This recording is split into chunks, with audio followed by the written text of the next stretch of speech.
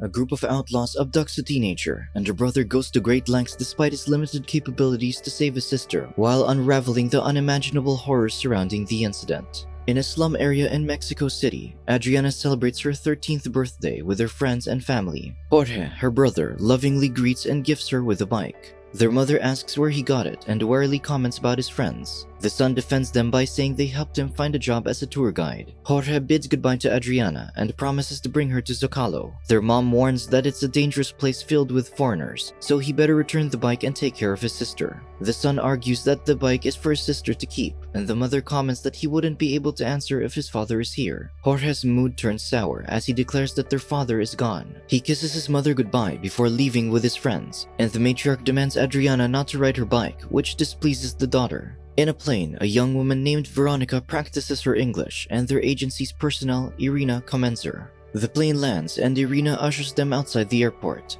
The woman introduces them to Vadim, the agency head, and Manuel, their escort to Los Angeles. Irina takes their passports, so Veronica's friend comments that something doesn't seem right. Veronica inquires about their passport, but the woman's answer seems suspicious. Before she knows it, Irina tightly grabs her arm while threatening her that they know her family's whereabouts. Vadim and Manuel instantly subdue Veronica and put her in the vehicle while her friend frantically runs away. Unfortunately, she's hit by a car and the culprit escapes with her captive. Meanwhile, Jorge targets a foreign tourist to show a pamphlet, but the man refuses. The tour guide convinces him to look, and the foreigner sees different women in their birthday suits. Jorge leads him to a secluded area where his two friends, Alejandro and Cabron, threaten the tourist with guns. The man begs for his life and they take his things before escaping. The friends party all night, enjoying what they get from their victims. The following day, Adriana writes a card to her brother and sneaks out to ride her bike, unaware that a car is following her. Once she notices, she turns to an alley to lose the car, but she's intercepted and captured. Moments later, Alejandro comments about a boy riding a girl's bike in a nearby street. Jorge recognizes the bike and charges at the boy. The friends gang up on him, so the frightened boy tells them he found the bike on the street.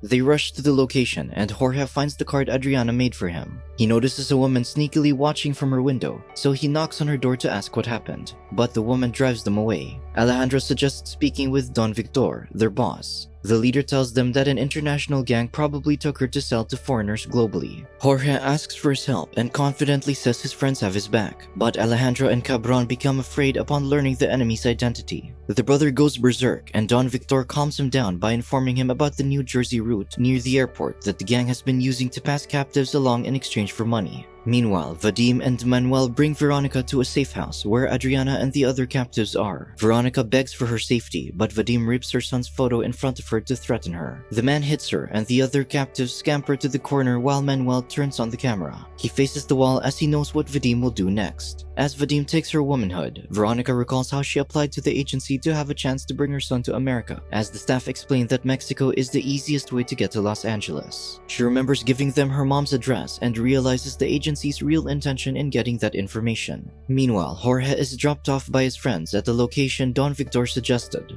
discovering the long queue of women for clients to choose from. Manuel carefully gives the captives some pills in the safe house, saying it lessened their pain. Veronica pretends to take it but spits it out as the man leaves. Adriana approaches her to return the ripped photo, and they discover they can only speak a little English. The younger captive sobs in agony as she clasps her religious necklace, and Veronica finally moves from the bed, asking her if she believes in it. Adriana tells her that she has faith and this will help her brother find her. That evening, Jorge tirelessly looks for his sister, unaware that the captives are behind him. When he finally notices them getting transported into a truck, he discreetly follows them. Fortunately, his friends are in the area, so he takes their car and tails the truck. Meanwhile, the captives remain weak aside from Veronica, so she attends to the others along the way. When they stop, they overhear that the pills make them vulnerable. The truck door opens and the captives become relieved upon seeing the police, but it's short-lived as they realize they are working with the gang. Manuel lets the cop choose and he picks Veronica. The woman urges Adriana to get out as the man prepares to enter the vehicle to satisfy his worldly desires. Simultaneously, Jorge hides behind the boulders to observe,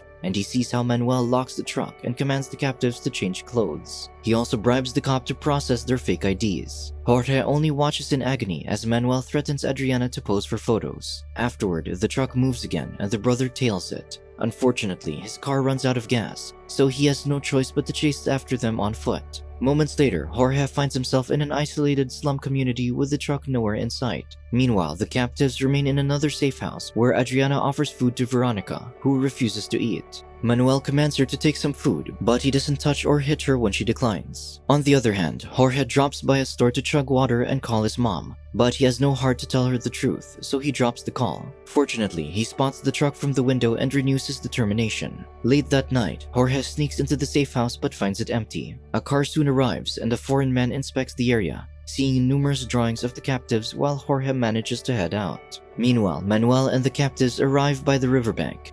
He tells them it's the border and instructs them to cross it. They succeed in the mission, but the border patrol arrives, and Manuel threatens his companions to remain silent. On the other hand, the foreign stranger named Ray returns to his hotel and calls his wife, Patty, to inform her of his whereabouts. He gloomily takes an old photo of his daughter and stares at it. The following day, Ray drives around the border, passing by the immigration holding facility where the outlaws and the captives are staying. He presents his cop badge at the checkpoints for better accessibility. Meanwhile, Adriana and the others are watched like a hawk by Manuel. Veronica grabs a chance to inform a guard about their abduction, but he doesn't believe her. Simultaneously, a high school student arrives at the facility for community service, and a female student approaches Adriana to practice her Spanish while handing her a fashion magazine. Concurrently, Ray stops by a store and notices movements from his trunk, and upon opening it, Jorge jumps out. Ray subdues him and puts him in the car to send him to the cops. However, Jorge explains the situation and asks Ray to help since he's a cop. He ignores the youngster, but upon hearing about the safe house, he finally believes the story. Meanwhile, Manuel and his accomplice escape with the captives as they continue their journey to cross the border. Ironically, Manuel kneels to pray after seeing a Station of the Cross which Veronica finds hypocritical. On the other hand, Ray helps Jorge to report the abduction, but the persistent brother escapes. The cop follows him and convinces him that he can help him get to Jersey. At the same time, Manuel and the captives cross the border, and another accomplice named Alex criticizes them for moving in broad daylight. Manuel threatens him by snatching his gun, and they continue to their destination.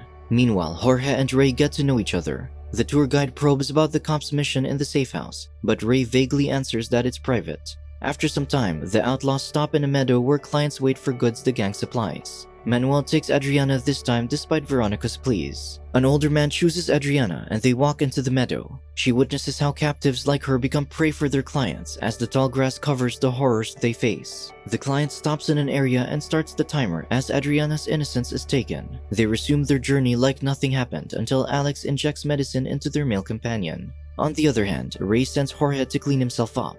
He calls Patty and his wife informs him that their pet cat was put to sleep by the vet. The mourning woman blames him for being absent when she needs him, so she cuts the call. Jorge arrives and asks questions about him, discovering they have no child and treats the cat as theirs instead.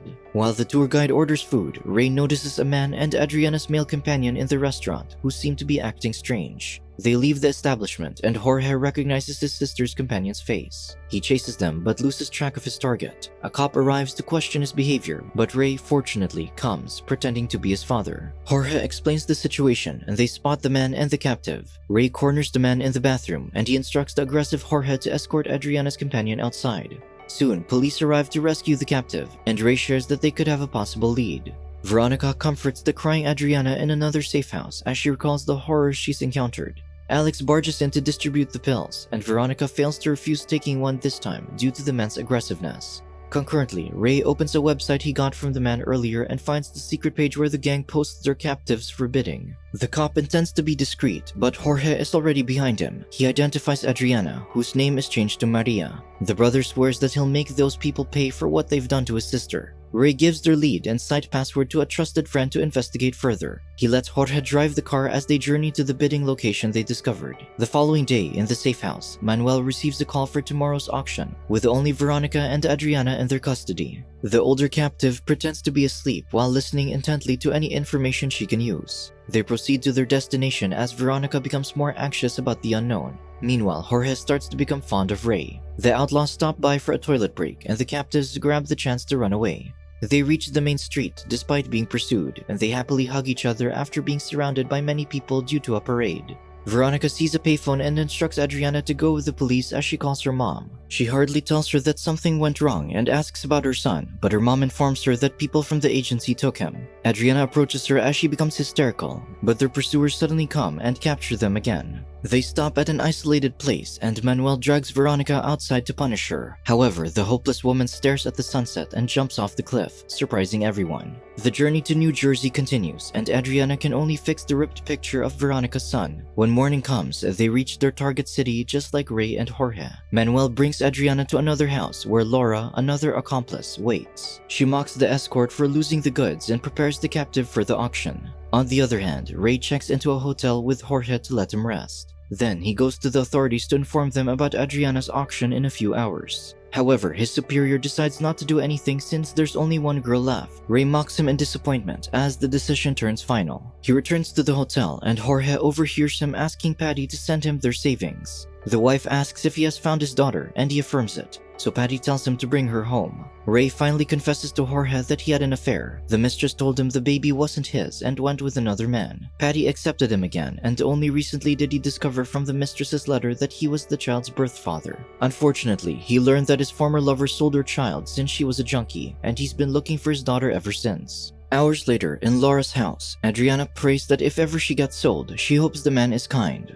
Meanwhile, the auction starts and her brother, with the help of Ray, joins the bidding. The price increases rapidly and Jorge's hands shake while his tears fall as he mumbles prayers to let them win the bid. Unfortunately, two other bidders are determined to win Adriana, so Ray tells him to raise the bid to the highest and wait 5 seconds before inputting the price. As Jorge does, the page loads and their username is granted to them, the highest bidder. Laura calls him and they jot down the address to pick up Adriana. Ray drives to the location and Manuel meets him to get the money, but Adriana is nowhere to be found. The outlaw tells him to go with him to another site, and Ray complies while secretly opening the trunk of his car where Jorge is hiding. Manuel drives away and Jorge tails them. Soon, Ray and the outlaw arrive at Laura's house. The cop finally sees Adriana, and Laura converses with him while Manuel counts the money. The woman tells the captive to sit beside her owner. Then, Laura tells Ray he seems like a cop, so Manuel inspects him for a weapon. Ray denies the allegation, so Laura demands him to take Adriana's innocence in the house since that'd be the greatest proof.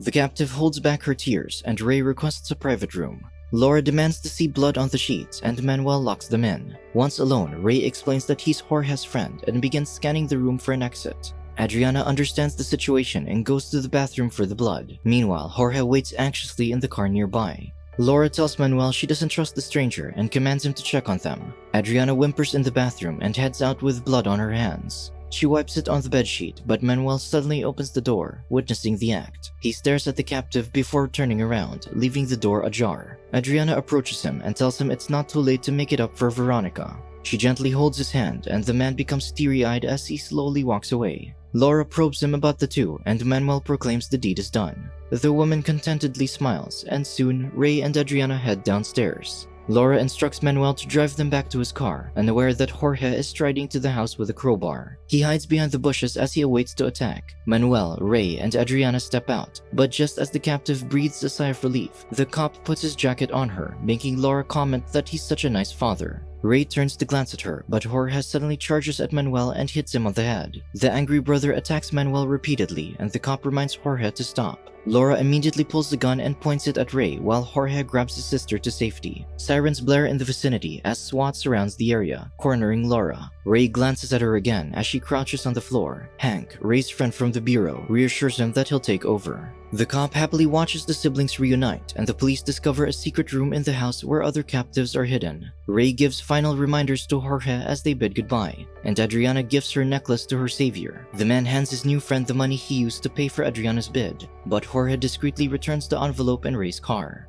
Adriana cries as she sees the captives being rescued, and Ray reminds Jorge to take care of himself and stay out of trouble. Soon, the siblings ride a plane home and have a taxi bring them to the church, where they know their mother is praying. Jorge urges Adriana to go in, and he turns around. The mother shrieks in relief upon seeing her daughter, and they lovingly hug each other. Adriana glances at the entrance and finds her brother gone. Meanwhile, Ray drives home to Patty and discovers the money that Jorge returned. He smiles in disbelief and glances at the cat he brought with him. Sometime after, Vadim lovingly bids his family goodbye as he heads out, unaware that Jorge is resentfully staring at him. The young man strides towards him and stabs him in the back. Jorge leaves his body in the middle of the street, but he stares back without remorse, even upon hearing Vadim's son calling his father agonizingly.